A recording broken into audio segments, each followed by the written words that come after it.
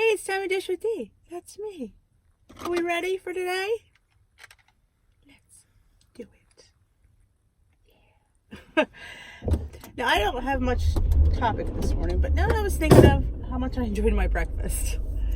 How much I enjoyed my breakfast. And I thought that could be a topic, how important breakfast is. Because I at WW, I didn't eat breakfast. Actually, no, I shouldn't say that.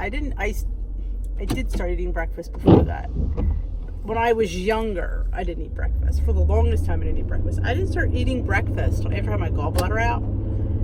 Because, I don't know. It's not that I wasn't hungry in the morning. I guess, wasn't awake to fully understand how important breakfast is. And I guess, was more of a lunch eater. I wasn't a big breakfast eater. So I didn't really need fuel. I just needed caffeine. I would have my diet, well, back then it was regular Pepsi or my iced tea. As I was drinking, my cup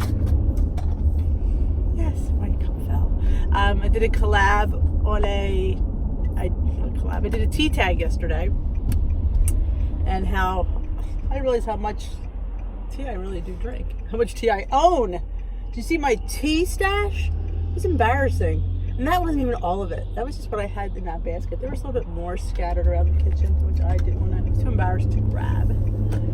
But yes, check tire pressure. Breakfast is important, and when I had my gallbladder out, and I don't know if I've said this before, but I don't remember getting a lot of advice, or the doctors never said anything. I mean, I know that you digest differently because obviously your gallbladder isn't there to help aid in digestion, that your liver takes up for what your gallbladder used to do. But nobody ever said, Denise, make sure you have breakfast, because when you don't have a gallbladder and you don't eat breakfast and then you go say to eat lunch, your body, and you haven't eaten food in God knows how long, and it digests, and especially if it's like greasy, like say you had like BLT, I don't know if the BLTs are, but something that was fried, like even eggs per se, and it just hits your body like, oh my God, and it flushes it right out because it can't digest it. I don't know if it's, I think you have to eat smaller meals, or at least more regulated meals. Because now, I mean, I can eat greasy stuff first thing in the morning and I'm fine. But if I eat greasy stuff and do not have breakfast and just have lunch with a gallbladder, it's not good.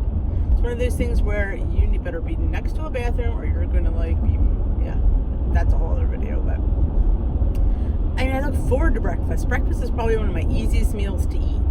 It just is, because there's so many different things you can have on the plan. Like there's eggs and there's oats, and in fact, it reminds me, I'm going to bring my banana bread for lunch and I forgot. I knew there was something I wanted to grab, but I'm running late this morning. It is 8:52 and I'm supposed to be on at 9. Yeah, that's not going to work today. Oh well, I'll blame the dog, it is his fault. So breakfast is very easy. I mean, Kodiak cakes, Birch Bender pancake mix. I just put the new Trader Joe's one. I haven't tried that yet. But they make for low point, very filling pancakes, waffles, crepes. You can do a crepe with it. Why not? But I find breakfast is the meal I least have to think about. It just is. I mean, 2-ingredient dough bagels are in the freezer, Candy bacon, regular bacon. I like making veggies.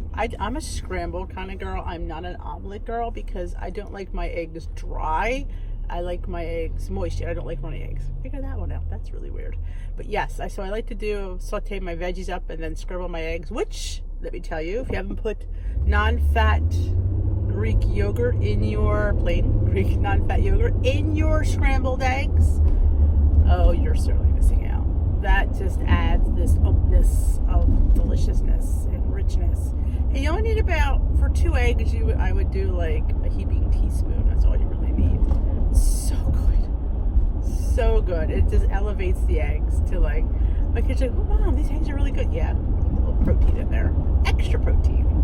So yeah, breakfast is my easiest meal.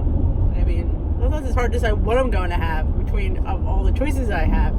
Lunch I struggle with sometimes if I don't have any like lunch meat turkey, and I try to get the 0.1. I mean, I will take the 1.1 if I have to, but I try to get the 0.1, save points where I can, even though it's turkey. Like, you know, I'm not one of those believers that, oh, it's, you know, it's turkey for crying out loud. I'm not eating a greasy thing of ribs. I'm eating turkey. So seriously, I know I'm not a big, I'm not even going to say what I wanted to say, but yeah, I'm big, like making wraps, putting like lunch meat and eggs and hard-boiled eggs in my salads.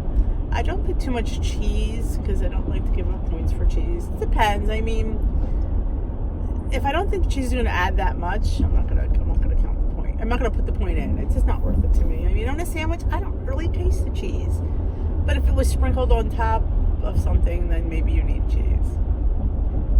But yeah, lunch is difficult. I mean, leftovers. I mean, if I have leftovers, it's a breeze. I can have a leftover and I'm good. But if I don't have like yesterday, it was cold and I enjoyed it. I got the shredded broccoli, frozen broccoli shreds or something they were called, like rice broccoli, and I sauteed them up the night before. And I had these little chicken meatballs from IKEA. I think you got 7 for 4 points, something like that. So I cut them up in there and I put a little seasoning. And I had a cold in my lunch. It was some diced. I don't like my tomatoes cooked either. You'll learn that about Dish with D. I don't like my tomatoes cooked. I don't like when the skin separates from the tomato. It grosses me out. It just does. If I peel my tomatoes, it's different. I do have a peeler too. I've seen on my peach collab video, I use my peeler. Peels peaches, peels tomatoes. Yes, you heard it right. It peels a stinking tomato. I don't peel the little ones. I'm talking about the big ones. Beautifully. It takes just the peel off of the very thin. It's awesome. If I remember to link that in the description box, that peeler, well worth it. I use it for all my thin skin things, peaches, nectarines, plums, anything with a very thin skin that's very soft will peel beautifully. It has serrated edges. So it's absolutely, and when I saw that and I saw this guy peeling, I was like, yeah, I gotta get that. And tomatoes is a wonder. Like, since I used to put, here in South Jersey we have great tomatoes. I haven't done it for a while. I used to put tomatoes up every year. So that would have been a godsend because I yes to peel my tomatoes. But I saw somebody on television she put her whole tomatoes, Romos of course, just cut the little core off at the top and she put them in a blender and she blended them and then she froze that. Let me tell you something, that's good.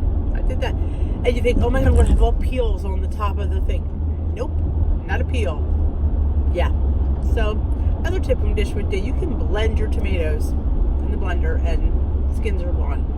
Also, which is this coming up to Thanksgiving season. I know, we're only in September. Thanksgiving season's coming up. But homemade cranberry sauce. You can make that so much lighter when you make it yourself. It's crazy.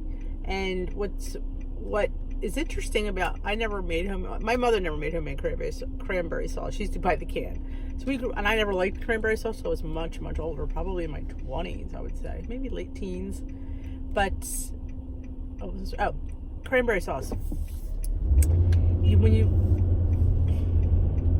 weird noise. When you put the cranberries in the pot with the water and I use Splenda now, but you could use sugar or even brown sugar, the Weight Watchers recipe. I believe it's on their site with the jalapenos. That's really good cranberry sauce. And they pop, and you're saying, oh, I'm gonna have skins all over the top. No, there's none. You don't have to strain anything or anything. They just dissolve. So when you're done, you have this umptious, thick cranberry sauce with no skin. It's the best. You need to make your own. You heard it here. It's so stinking easy. Maybe I'll do a video on it. It's how easy it is. I never realized. Then when my mother started coming to my house after I got married for Thanksgiving dinner, she's like, this cranberry sauce is so good. I'm like, I know. It's homemade. Who knew? Who knew it was that easy and that good? I take my recipe from Ina Garten. She calls it cranberry fruit conserve because she throws like an apple in it and there's orange and lemon zest and juice in it.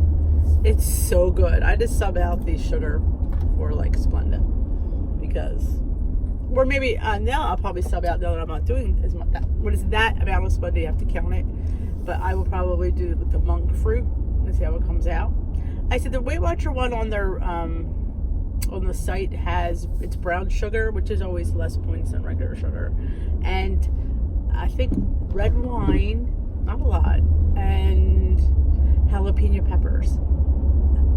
I can't tell you how good that is. It's just a little spicy, but with the tartness of the cranberry, it works. It's so umptious. I can't even tell you. And I make it every year. I make 2 kinds of cranberry sauce. I make the regular one, the Ina Garten one, and I make the Weight Watchers jalapeno one, because I like them both so much that I don't.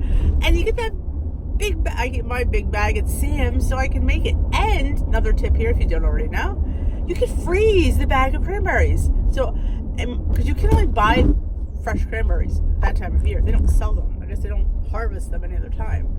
So I always get a couple extra bags and I freeze them whole, just the whole bag right in the freezer.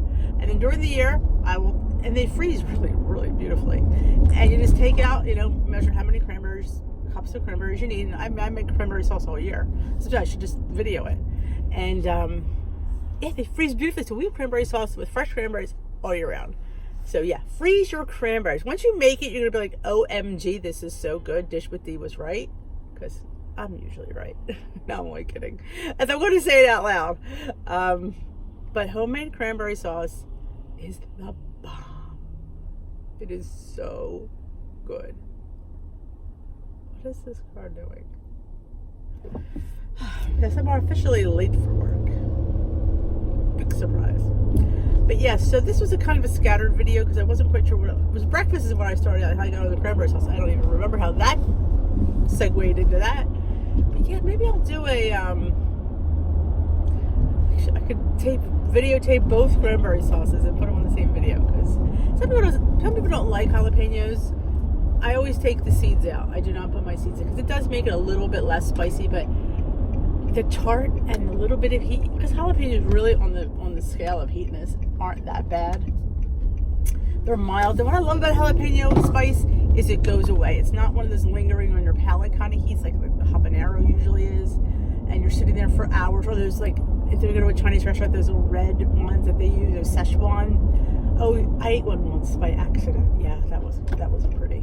And linger on your mouth for like ever. Whereas the jalapeno kind of go boop and it kind of dies. Which is kind of nice. Hope nobody took my spot. Yeah, I have like a certain spot. So yes, I will hopefully, maybe it'd be nice to have like a whole Thanksgiving series. Problem is, we'll see. I'll think about that. I will, because that would be kind of cool. A Thanksgiving series on light Thanksgiving sides. How do I lighten up my sides? That might be a cool thing. Maybe I could do like a collab with. I'm not big on collabs, but only because I'm a hot mess. And I can't do anything where I have a deadline. I'm not good with deadlines. Just not. All right, guys. I hope you enjoyed this video. If you did, please give it a thumbs up. If you haven't already subscribed, please consider subscribing and hit that notification bell if you have Dish with D uploads. If you have anything you'd like me to dish about, please leave in the comments section below. Dear Dish with D, can you please talk about this on one of your vlogs? I'd love to. And if you think somebody at your Weight Watchers meeting would like Dish with D, please give out my link, share it on your social media. Anybody who you think Dish with D, who needs Dish with D, please feel free to share my channel. I would appreciate it. I'm always here if you ever need me. I'm just an email away. I always leave my email here. If you ever want to email me, please feel free to do so. With any questions, chats, whatever, I have people email me recipes. That was really, really nice, and I'm going to ask them. Maybe I will do a video of them. I'll ask to see what they think. All right, guys, I got to go because I'm already late. Have a great and fantastic weekend, and I will see you for weigh-in tomorrow. Let's hope. Day 7 of Honest Dragging. Let's see how well it did me.